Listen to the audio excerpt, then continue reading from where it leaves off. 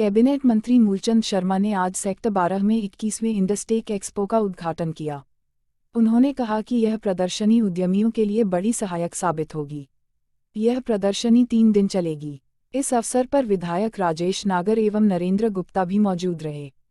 मंत्री मूलचंद शर्मा ने कहा कि इस मेला की खासियत है कि यहाँ एक ही छत के नीचे सैकड़ों उद्यमी एक परिवार की तरह अपने उत्पादों को प्रदर्शित कर रहे हैं। शर्मा ने कहा कि औद्योगिक मेलों के आयोजन से उद्योगों को नई पहचान मिलती है और उनका कारोबार भी बढ़ता है। हमारी सरकार ऐसे इवेंट को बढ़ावा देती है और प्रगति में उद्यमियों के योगदान को सराहती है। उन्होंने कहा कि औद्योगिक प्रदर्शनियों के आयोजन से उद्योगों में नई शक्ति का संचार होता है। इस अवसर पर विधायक राजेश नागर ने कहा कि इस प्रकार की औद्योगिक प्रदर्शनियों का पहले नियमित आयोजन होता रहा है, लेकिन अब फिर से बड़े आयोजन शुरू हुए हैं, जिनके द्वारा उद्यमियों को नई नई तकनीक के साथ साथ अपने प्रोडक्ट को प्रस्तुत करने का भी अवसर मिल सकेगा। उन्होंने कहा कि भाजपा शासन में उद्योग आत्मनिर्भर भारत बनाने की दिशा में काम कर रहे हैं। इस कार्य में प्रधानमंत्री नरेंद्र मोदी और हमारे मुख्यमंत्री मनोहर लाल उद्योगों को सहारा देने के लिए अनेक योजनाओं का पारदर्शिता के साथ संचालन कर रहे हैं। राजेश नागर ने कहा कि फरीदाबाद दुनिया के औद्योगिक मानचित्रों पर रहता था, लेकिन एक समय में इसकी यह पहचान खो गई। हमारी भाजपा सरकार फरीदाबाद को उसका खोया हुआ मुकाम वापस दिलाने में लगी हुई है, जिसके अच्छे नतीजे निकलकर सामने आ रहे हैं। उन्होंने बताया कि इस समय पूरे औद्योगिक क्षेत्रों की कनेक्टिविटी को बेहतर बनाने के लिए करोड़ों रुपयों के काम चल रहे हैं। इस अवसर पर विधायक नरेंद्र गुप्ता प्रमुख रूप से मौजूद रहे। इवेंट कंपनी के निदेशक शकील खान ने बताया कि इस प्रदर्शनी में पूरे भारत से करीब 400 उद्यमियों ने अपने प्रोडक्ट को प्रदर्शित किया है, वहीं करीब 8000 प्रोडक्ट यहां प्रस्तुत किए गए हैं। खान ने बताया कि यह B2B एक्सपो है, जिससे उद्यमियों को व्यापारिक लाभ मिलेगा। इस अवसर पर उद्यमी प्रदीप मोहंती, मैन्युफैक्चरर्स एसोसिएशन फरीदाबाद के महासचिव रमणीक प्रभाकर, पूर्व अध्यक्ष Naresh Verma, DLF industries association के महासचिव JP मल्होत्रा आदि प्रमुख रूप से मौजूद रहे। और इससे क्या है कि सारे शहर के तमाम उद्योगपति इससे भाग लेंगे। अपनी जो मैन्युफैक्चरर्स हैं या बड़े उद्योगपति हैं, छोटे उद्योगपति। और ये सबसे बड़ी खुशी की बात है कि पहले भी मेला लगता था 96 से, और बरकरार अपने शहर के जितने भी उद्योगपति हैं अपने ब्रांड के डिस्प्ले करते हैं, और इससे क्या है कि एक दूसरे के व्यापार को लाभ मिलता है, व्यापार का प्रभाव पड़ता है, आदान प्रदान होता है, और इससे एक ज्ञान मिलता है कि अपने शहर में ये चीज़ बनती है, उसके लोगों में आपस में व्यापार करते हैं।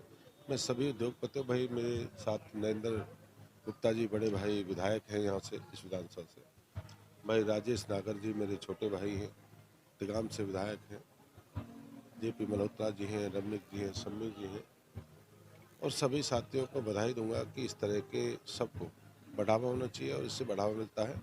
और हरियाणा प्रदेश, हरियाणा में जो फरीदाबाद की एशिया में जो पहचान थी, उसको वापस हम सबको वापस लाना।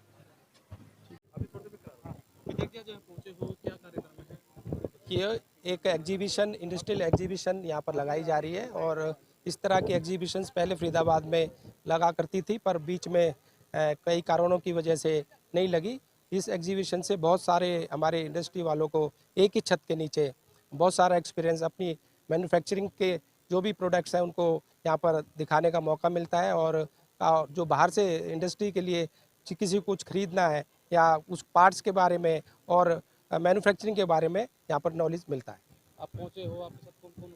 मेरे साथ हमारे माननीय हमारे मंत्री मूलचंद शर्मा जी, हमारे विधायक यहाँ से लोकल नरेंद्र गुप्ता जी, और इसके लिए मैं सारा क्रेडिट हमारे प्रभाकर, रमणीक प्रभाकर हैं, उन्होंने इसका सारा श्रेय मैं उनको देता हूँ, क्योंकि उन्होंने इस तरह की एग्जीबिशन यहाँ पर चालू की। इससे पहले फरीदाबाद को फकीराबाद बना दिया गया, क्या नई पहल मानी जाती है उद्योगों को बढ़ावा देने? देखो, फरीदाबाद पहले कुछ समय पहले आप अगर देखेंगे तो वर्ल्ड के मैप पर, एशिया के मैप पर बहुत ऊपर आता था, पर बीच में कई कारणों की वजह से यहाँ पर इंडस्ट्री यहाँ से चली गई, पलायन कर गई, पर दोबारा से हमारी सरकार 2014 से जब से आई है, हम ये चाह रहे हैं उनका खोई हुई पहचान दोबारा से इनको मिले। सर क्या नाम है, क्या डेजिग्नेशन है आपकी? मैं शकील खान, द्रोणाचार्य इवेंट कंपनी में डायरेक्टर हूँ मैं।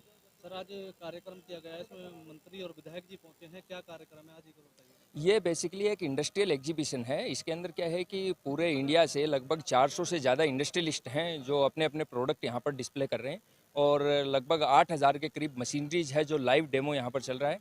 और नए प्रोडक्ट्स लॉन्च हुए हैं, काफ़ी सारे मेक इन इंडिया के प्रोडक्ट्स हैं वो यहाँ पर दिखाए गए हैं। एक B2B शो है जिसमें बिजनेस टू बिजनेस शो है।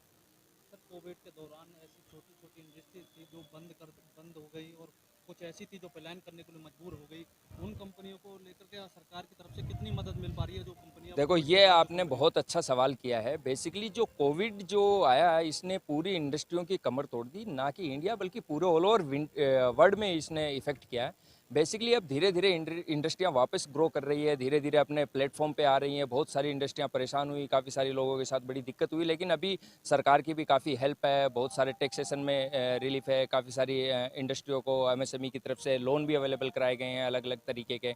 तो उससे काफ़ी इंडस्ट्रियां अभी बूम पे हैं और काफ़ी इंडस्ट्रियों को उससे हेल्प मिल रही है।